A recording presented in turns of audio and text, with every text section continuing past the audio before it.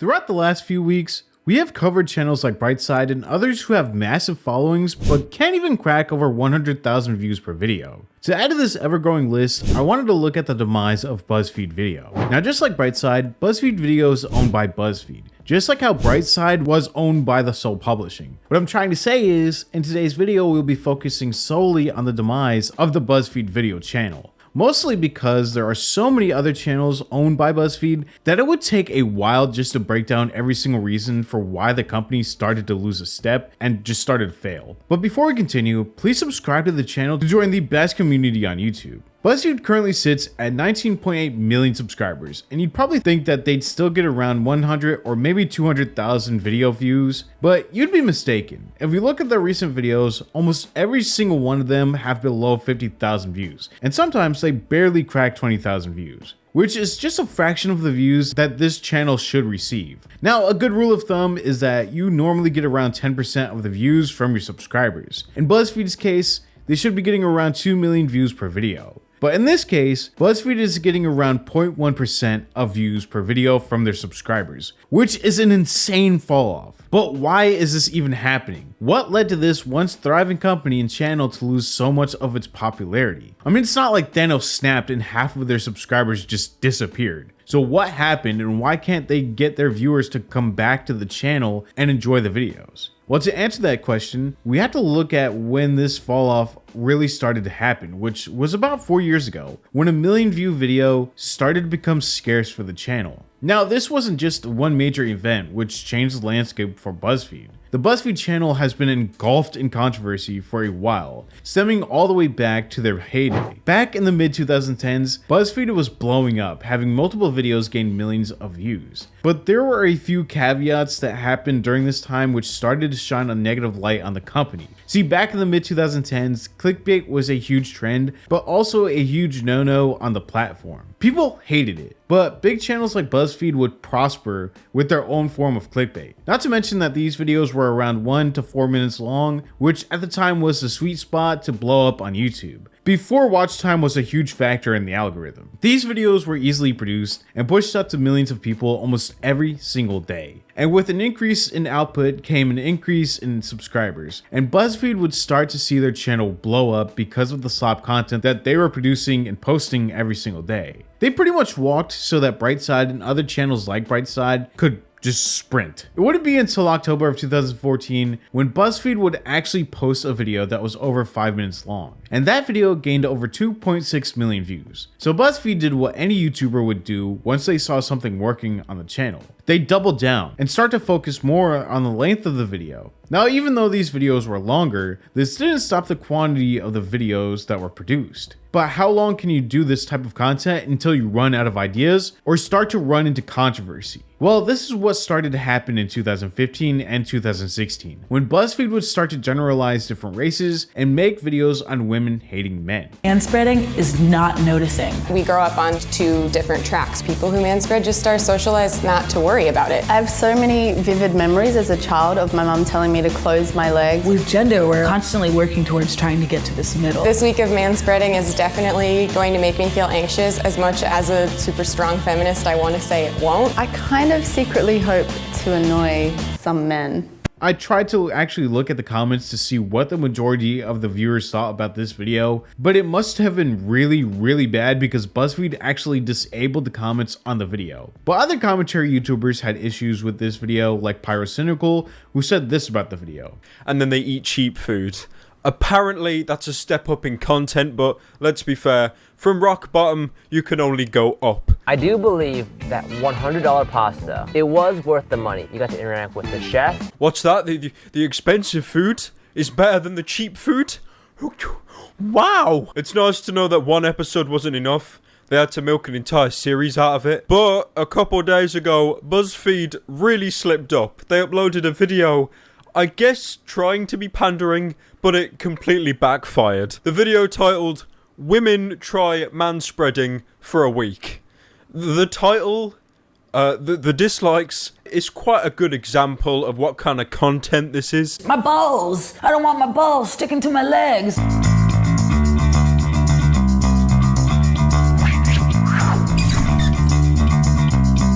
To the very few intelligent people in the paracynical community, you may have picked up that this video will be focusing on some feminists.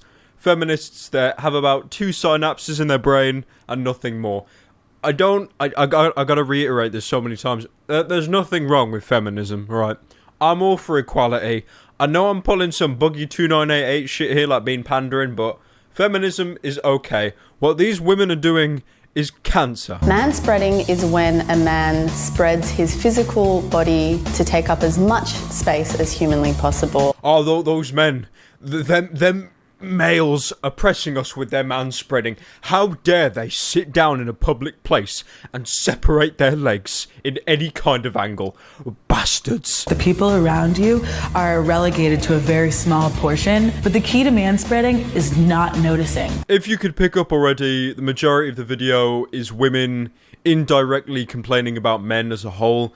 Not a few men, all men, because apparently all men are evil. Yeah, it's only called manspreading because men are dumb and ignorant. They don't understand personal space or privacy. Now, you call it women spreading.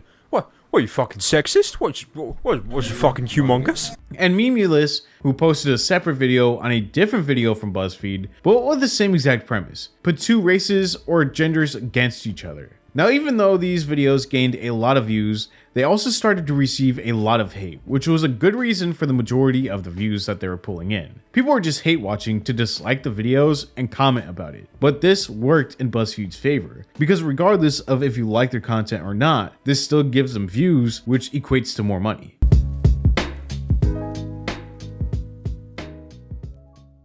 The controversy didn't stop there for BuzzFeed, because in February of 2017, a video by Kyla obviously showcased BuzzFeed's blatant plagiarism and stolen content, putting videos side by side to show the similarities between the two. And honestly, it's not even similarities, but just flat out stealing and copying the content. But it didn't stop there either, because in October of 2017, a creator named Jacqueline Glenn posted a video titled "BuzzFeed Stole From Me." In this video, she speaks about how she started to receive a ton of tweets telling her that BuzzFeed stole a video, and how it was pretty much the same exact video, just with someone else being the face of the video. She expressed her anger towards the situation, but she was also upset because Sarah, the person in the video, reached out to her and tried to make it seem like she didn't know who she was, and she didn't know what her channel was, and that she didn't get the idea from her. So back to this. Hi, can you follow me so I can DM you?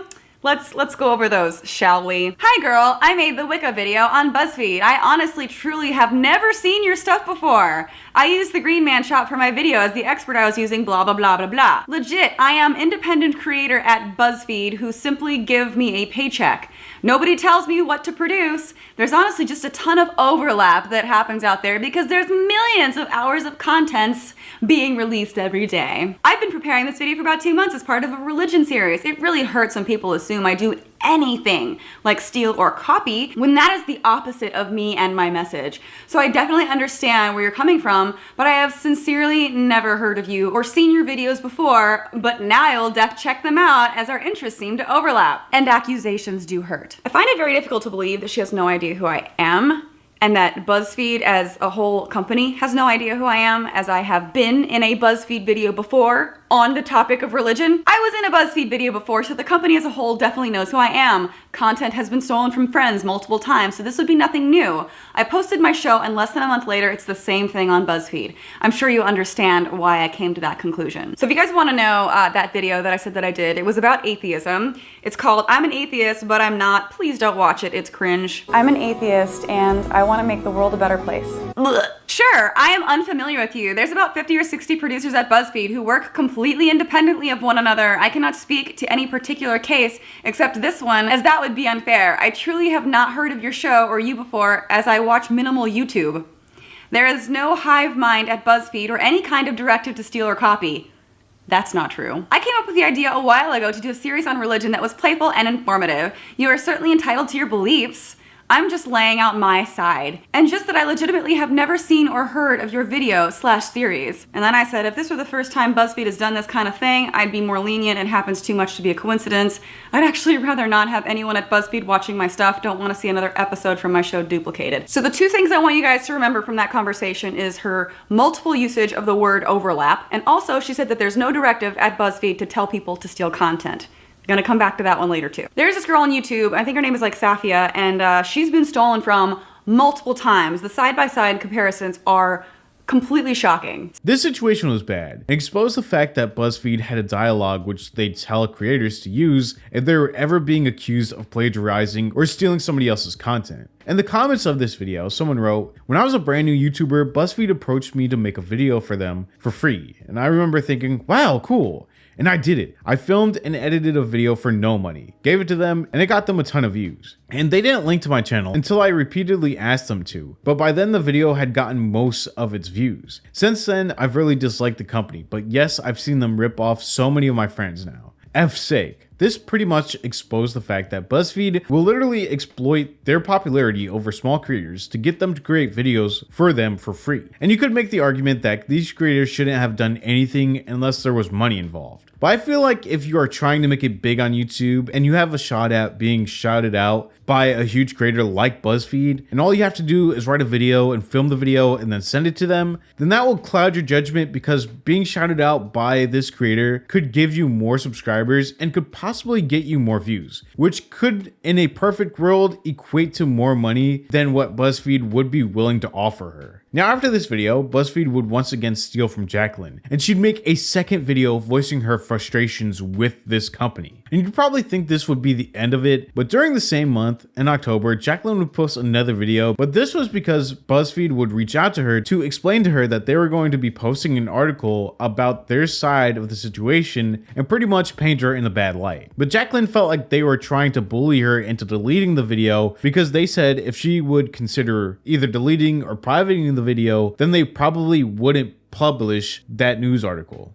By BuzzFeed. I called them out on it both times, and they were very unapologetic, to say the least. They reached out to me via DM on Twitter and said this: "Hi Jacqueline, as you may know, we've been in contact with Fullscreen about your accusations around us stealing your content. We shared a timeline with George, which he told us he would share with you. Since we haven't heard from you and you continue to post these false accusations, we feel the need to defend ourselves. We'll be publishing a piece on Medium with a timeline of the production of our videos that disproves your claims, but out of respect for you, we wanted to let you know before we do so. If you'd like to talk about this before we publish it, please DM us." I responded by saying, "Nothing was sent to me. Why not contact me directly? I'd be very interested to see this timeline." Clearly they have the means to contact me directly, even though I'm not following them, so I don't know why they didn't just reach out personally. Then they responded, "Here is a link to the draft of the Medium post we plan to publish. The timeline is embedded. Obviously, if you take down your videos and acknowledge the facts, we will reconsider publishing." I don't know about you guys, but to me this sounds kind of like a threat. Take down your videos, then we might reconsider. Go for it! I can always respond in another video if need be. Very disappointing that you're hanging on to a false allegation.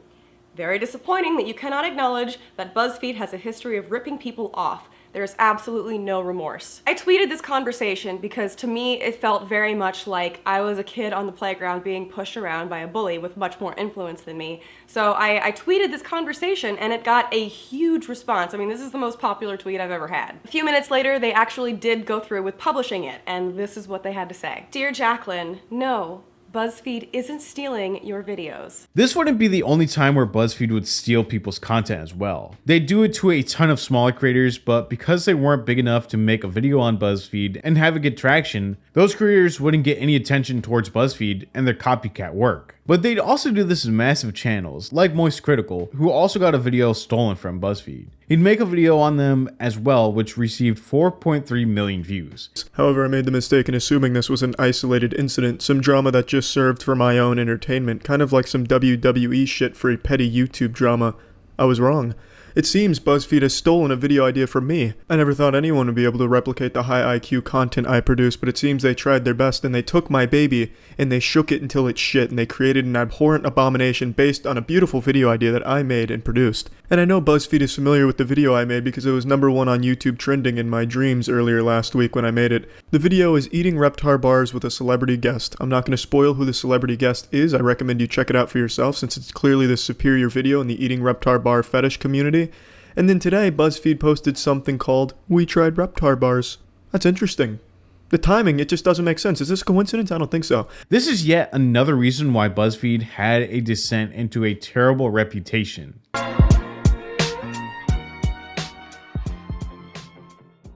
One of the biggest reasons why BuzzFeed's channel started to die was that their biggest creators who made content for their main channel started to pack their bags and leave to the channels that they created. These creators gained a lot of attention from being on BuzzFeed and hosting shows, and BuzzFeed gained a ton of views as well because of this. It was equally beneficial for both parties involved. That was up until BuzzFeed started to lowball how much they'd pay these creators. They'd also make it almost impossible to interact with their fans on the BuzzFeed channel. Safiya Nygaard spoke about this in her video. In it, she explains that she couldn't interact with her fans and how BuzzFeed wouldn't be transparent on where her show would be headed and if it was profitable or not. One of the main things that bothered me was that I was not supposed to communicate with you guys on YouTube. And what I mean by that is that we were told not to read the comments, but further than that, we were not supposed to reply to any comments in the comment section on the videos that we made. A lot of you guys might know how much I love talking to you guys on social media, but I was never allowed to talk to you guys on YouTube. So if there was a comment that I really loved or something I thought was really funny in the comments, I couldn't say that I liked it. And if there was a question or a misconception, I couldn't clarify anything. And I think that that's a big part of YouTube, being able to talk to the people watching. Another point on transparency is that there's really no clarity to the viewers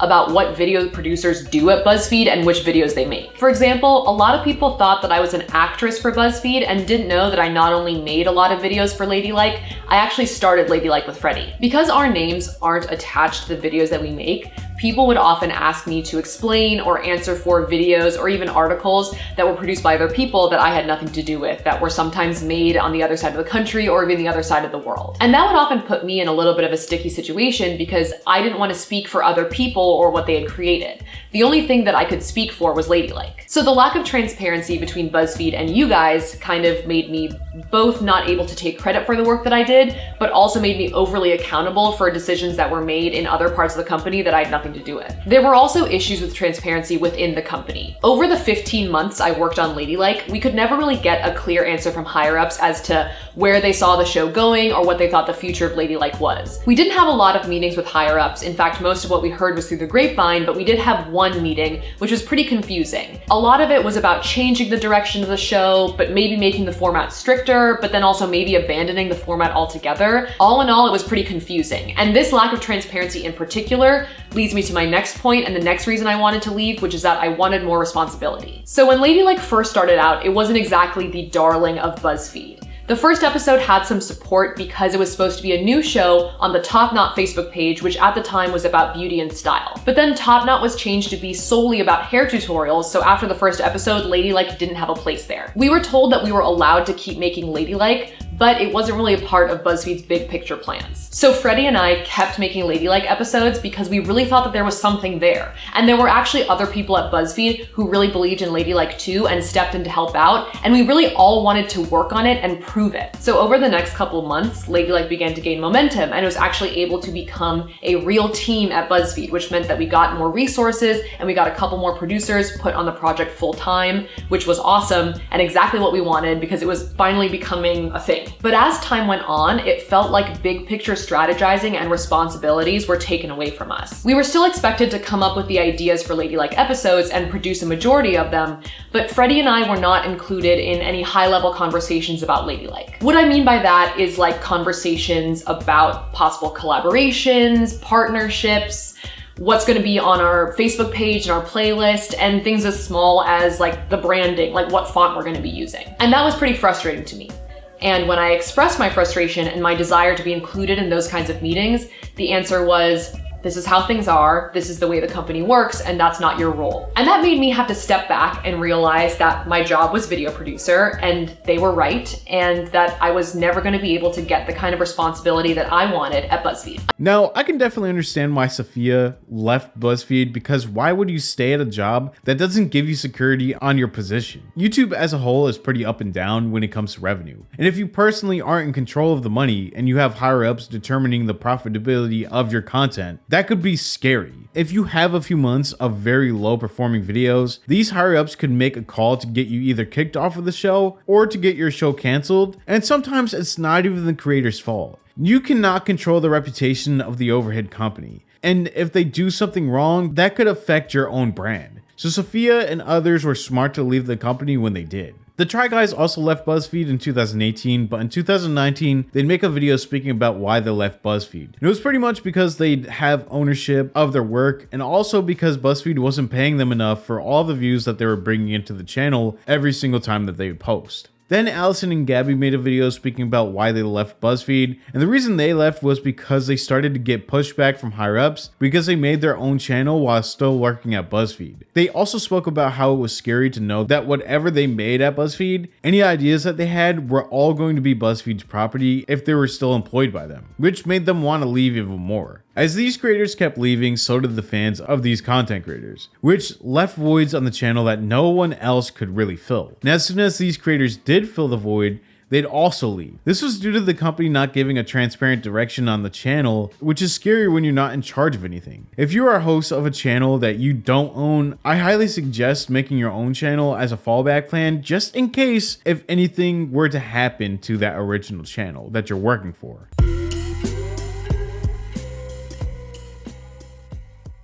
That last part leads me to my next point. BuzzFeed did start to lay off a ton of employees in 2019 and in 2020, and this was due to missing financial milestones each and every month. As a company, this is never a great sign, and for the employees who were laid off, it was just terrible. BuzzFeed at this time was hanging on by a thread, and one big mistake could lead to them really losing their audience, which is exactly what happened. Now, because of the majority of employees were people of color and part of the LGBTQ community, when they had to lay off employees, they were the ones who were fired, which had people alleging that the company was racist and homophobic. And even though this was debunked, this was a really deep stain to the already terrible reputation of BuzzFeed. And each year after this, BuzzFeed had to keep cutting its workforce, which led to more and more employees losing their job. They eventually start to sell their remaining assets, but it was already too late to recover, and the demise of the channel was inevitable. As time went on, the video views on the main BuzzFeed channel lowered and lowered, and with the channel's favorite content creators leaving the business and taking their audience with them, this just led to BuzzFeed having no direction on where they wanted to go with their videos moving forward. Nowadays, the channel just seems very random. The series that they do have remaining on the channel are overshadowed by the random videos that are posted. It just seems like they are throwing a bunch of random ideas at the wall and hoping that one of them sticks. But that isn't a good idea either, because they post so much content that even if one of these ideas are good, they can't get much traction because this content farm buries these videos with other terribly performing videos. So these videos will never reach their true potential. BuzzFeed always valued quantity over quality, and that business model worked for a while back in the day. But the world is always changing, and the landscape on YouTube is ever evolving. If you can't get with the times, you will be left behind, which is exactly what is happening with BuzzFeed. BuzzFeed used to be the super profitable channel gaining millions upon millions of views per video, but now they can't even get 1 million views in total on their last 10 uploads. This is due to all of the terrible things that they have done in the past, which gave them a terrible reputation on the YouTube platform. People just decide to not click on a video if it's made by BuzzFeed, and that should tell you something. But have you ever heard of BuzzFeed? I mean, I'm sure you have, especially if you took those cringy BuzzFeed quizzes back in the day. But if you haven't heard of them, let me know in the comments down below. Also, let me know who you want me to look at in the next video. While you're down there, you might as well subscribe to the channel and leave a like to help us get closer to 200,000 subscribers by the end of February. Thank you all so much for watching, and I'll see you in the next video.